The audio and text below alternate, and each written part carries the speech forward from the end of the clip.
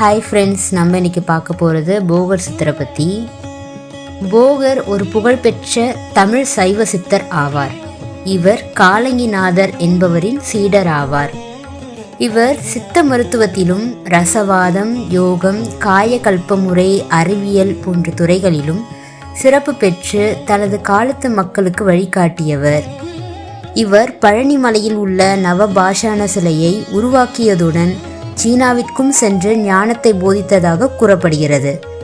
போகரின் சீடர்களில் ஒருவர் புலிப்பாணி சித்தர் ஆவார். அவர் போகரின் வழிவந்த பண்டார பெருமக்களால் பராமரிக்கப்பட்டார். போகர் சித்தர் தனது வாழ்க்கை மற்றும் அறிவை பற்றி கூறும் நூல்களை எழுதியுள்ளார். இந்த குறிப்புகள் மூலம் இவருக்கு இருந்த ஆழ்ந்த அறிவு மற்றும் மெய்ஞானம் நமக்கு கிடைக்கிறது.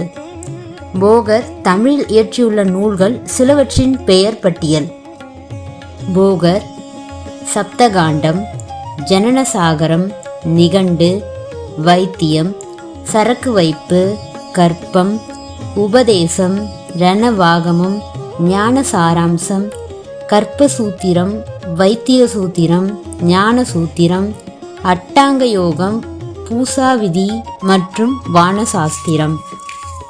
நவபாஷான மூர்த்தியான திருச்செங்கோடு அர்த்தநாரீஸ்வரனை உருவாக்கியவரும் இவரே என்று குறிப்பிடப்படுகிறது. பழனியில் சில காலம் வாழ்ந்த இவர் அங்கேயே சமாதி அடைந்தார். அவரது சமாதி பழனி ஆண்டவர் ஆலயத்தின் உட்பிரகாரத்தின் தென்மேற்கு மூலையில் உள்ளது. போகர் பூஜித்து வந்த புவனேஸ்வரி அம்மையின் திருவுருவம் பழனி ஆண்டவர் சன்னதியில் இன்றும் உள்ளது. போகரின் சமாதி அமைந்துள்ள இடத்திற்கும் புவனேஸ்வரி அம்மன் சன்னதிக்கும் இடையே சுரங்கப்பாதை ஒன்று இருப்பதாக கூறப்படுகிறது. இங்கு கூறப்பட்ட வரலாற்று செய்திகள் அனைத்தும் சதுரகிரி தலப்புராணத்தில் கூறப்பட்டவை ஆகும்.